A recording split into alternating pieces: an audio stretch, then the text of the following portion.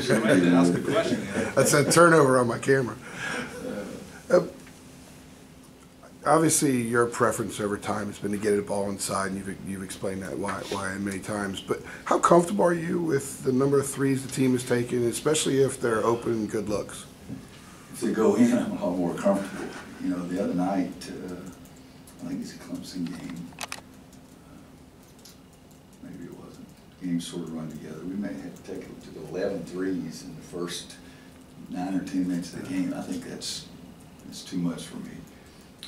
You know, the big guys, we don't have the Tyler Hansbrough, Tyler Zeller, the Sean May that we're throwing it into and trying to make sure they get 20 shots. We don't have that we've had in the past. But you got to get the ball inside either by throwing it in there and giving them a chance or driving it in there. I just don't think you can win consistently, you know, shooting 33s a game. I can't.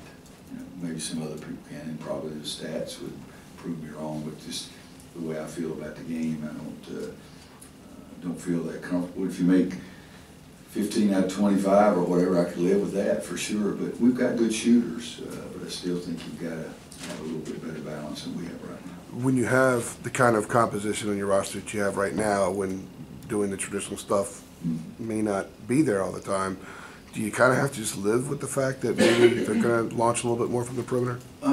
Live with it's probably a good way to put it, but what we do is we try to emphasize taking it in by driving. You know, Theo taking the ball to the basket, you know, Luke driving to the basket, Joel driving it to the basket.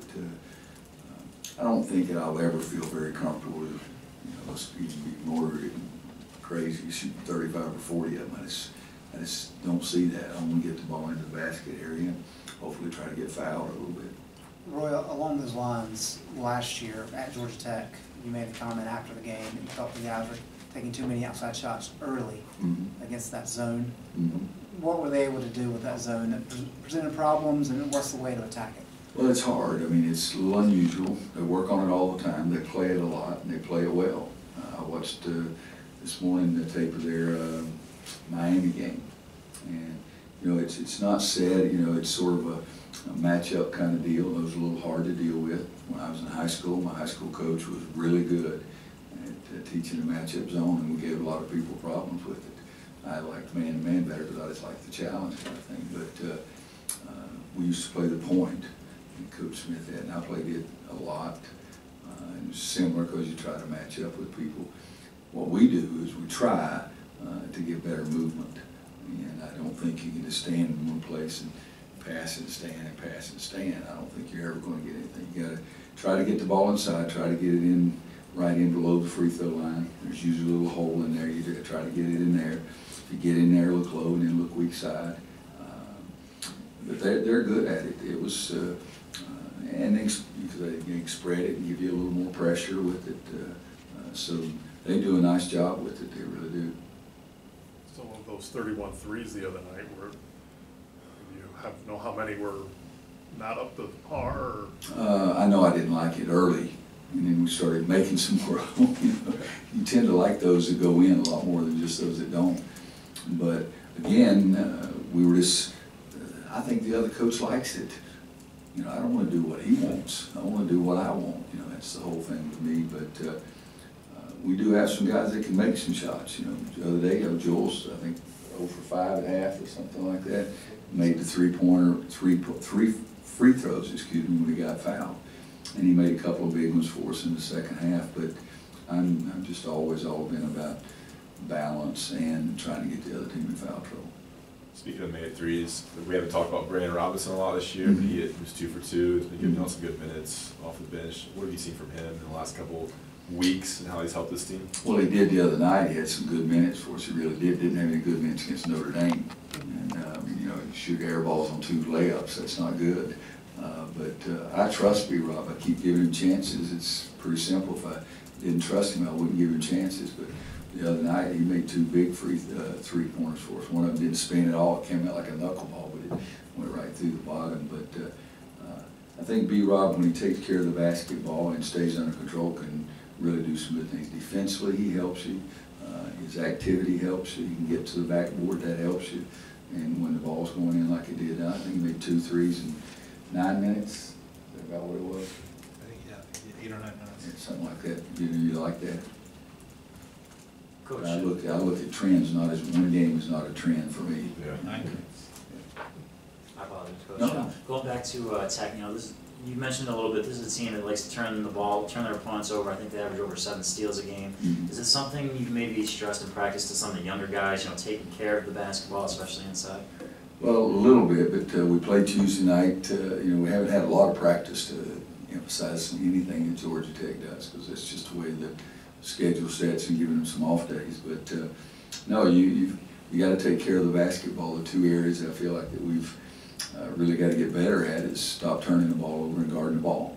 You know, and so we've continued to work on that all year long. But yesterday during practice, we talked about trying to make sure that we get shots and make sure they're good shots. But you got to get shots. Even a bad shot every now and then goes in, but turnovers never go in. They've had some issues with their roster not having a full complement of guys this year. Have they had enough games now in a row with their regular full complement of guys where I think so. you have I a was just feel looking for them? at that, 1, 2, 3, 4. Well, they've played 5 conference games. They started the same 5 guys, all conference games. And I know they missed Josh before that, but since they got into conference games, Josh playing 37, Ben 38, Jose Alvarado 38. So those 3 guys, and then Jackson coming off the bench, he's playing 26 minutes a game. So I think it was a little unsettled for him, particularly when they didn't have Josh early. The last 5 games they were in the same line. When you scout a team like that, is that enough for you to kind of get a pretty good idea of what they're about? Yeah, and you know, those last 5, we'll look at them more so than some game early. Now that Hubert has them, it's his scout, so I would guess he's probably going to play 8 or 9 games. Roy Seventh mentioned, I guess last weekend, he was expected to have an MRI earlier this week. Did he have that, and did you get positive results from it? You know, it's still something you just have to go so slow with. I think they did an MRI on Sunday. I think it was Sunday, and they felt he was doing exactly what they thought he was doing. You know, it was just evidently that was a pretty unusual spot, and so they're trying to be very, very careful because there's not. It's a little bit unusual. They don't have that many examples to go with. Coach, you've had success over your career landing some high-ranked recruits. When you go in home with a player and his family, you know, do you always use the same approach? Is it different for each player? And how do you go about approaching a big in-home visit for a top-level recruit, especially now? Well, it's been a lot more positive now because we haven't had to answer the same thing for an hour. But no, for 2 or 3 years, we had a difficult time trying to get into homes even.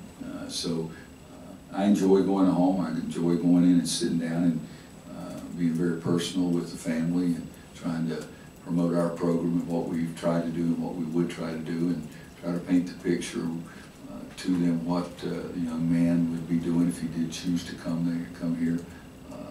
It's something, you know, I've done for a long time. So that part to me is really easy and something that I really enjoy. It really is. Does it change? I mean, obviously it changes per player, but how drastically Yes, do you very much alter? so. Like, when you recruit someone like from, you know, Tyler Osterman until back then, John Henson, to now, I mean, how do you kind of skew it towards each player? It's changed quite a bit because there's so many more people involved. That's the biggest thing. But I tend to attract or look for those that doesn't have that many people involved. I try to stick with people that it's going to be strictly a family decision. But yeah, you have to personalize it. There's no question. You have to change it. And I think you have to personalize it much more now than we did 5 years ago or particularly 15 years ago. But it's something that I have no problem with. I really enjoy doing it. You know, I don't necessarily like the travel to and back from, all that kind of stuff. But it's just like the summer play or the spring games. I love sitting there and watching. I can watch games all day because I'm trying to figure out who I think can play for me. The travel getting there and back is not the easiest in the world, but I enjoy. I'm probably in a small group of head coaches that still really enjoys going out and watching games and trying to decide who can play for me. I remember sitting in your post-game press conference in St. Louis after you won your first title, and you made the comment, I'm the same coach I was 3 hours ago before winning a title. Now here we are 13 years later, 3 titles, a bunch of Final Fours later. Are you a better coach now than you were before that night, and if so, what way? I would hope so, probably. It's the best answer. More experiences, it gives you more thoughts on how to do something. think I am a better coach because of the experiences. I don't know that the St. Louis game or the Detroit game or the Phoenix game itself made me a better coach, but the process, I think, has. And it is, you go through those experiences, and well, right now, I think by the end of this season, I think I'm going to be a better coach than I was at the start, because we've got to try to figure out different ways to do things. And I think that's part of it. I'll never forget the night before I left, I had dinner with Coach Smith at his house, and he said, "You're the best at just doing what you think is right. Just be yourself. Don't worry about trying to be anybody else. You'll figure it out." And he said, "Remember, we always say is that we have a foundation and what we believe in, but it's got to be something that fits your personnel." And he said, "That's what you do a great job of, is figuring out what you can do with your personnel."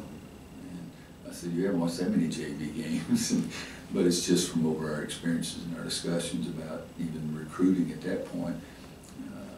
If I thought somebody would be perfect for us, I would say so. And if I thought they had limitations that we would have to change, I would say that. But 30 years is a long time, and so I would hope that I've gotten better. But as you said there, it's been a long time since that night in St. Louis. We've had a lot of experiences, some of them very, very good. But they've taught me something too, and some of them are very, very bad, and they've darn sure taught me something the bad ones have. Roy, are Jalik's minutes still tied primarily to defense? Mm-hmm. Well, two things. Defensively, don't turn the ball over. If you stay in front of the ball, and defensively, don't turn the ball over, you get more of a chance. And that's what I said there. I said 7. Tell him what I told you for an entire year last year. That's all it is, because he can do some things, but you got to be able to do that. Coach, I had a question from out of town writer. With the fact that you don't have as much size on the court as you have had in previous years, how have you been able to maintain this team being one of the top 5 rebounding teams in the country all year? You know, it's almost weird, because I don't think we're rebounding it very well at all, but the numbers say we are. So we emphasize it a lot. And when I say a lot, I mean a lot. Boxing out, chasing the ball, going after it.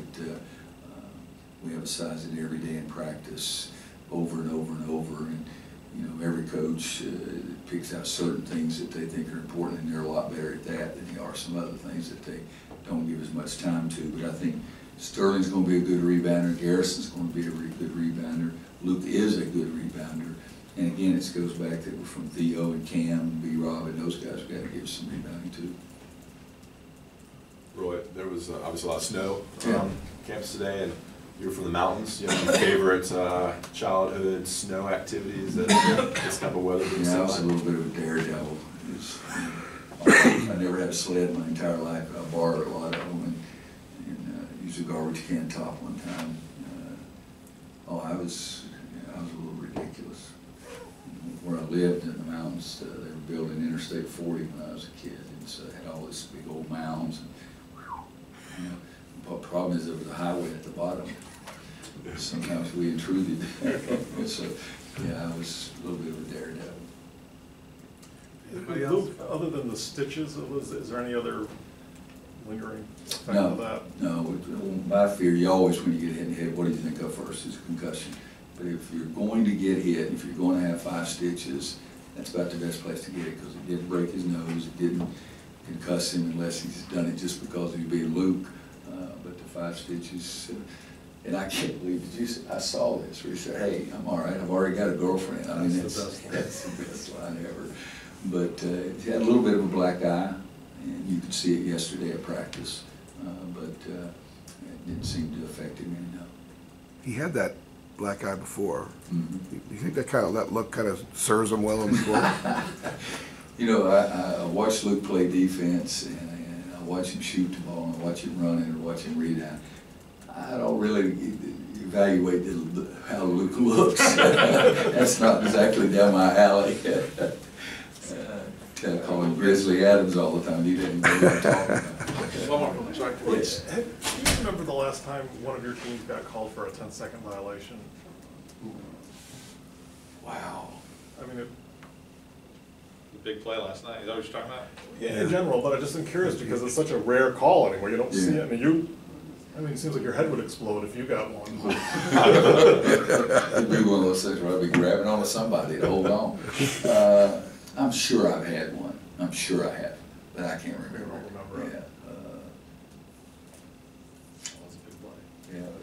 Which game was it? Wake State. Is that right? It was a 10-second Yeah, it violation? was 2 about minutes left. 2 minutes to go. Tie Yeah, game. tie game, Wake bring the ball up, they didn't get it across. The worst thing is, well, let's ask a silly question, was State pressing? Yes. Yeah, they had half. I court seen, right. I saw two back, 10-second violations, the guy just piddling with it, bringing up the court. Now, that guy would have to get a ticket, because he'd be out of here. We'll get Joel in here.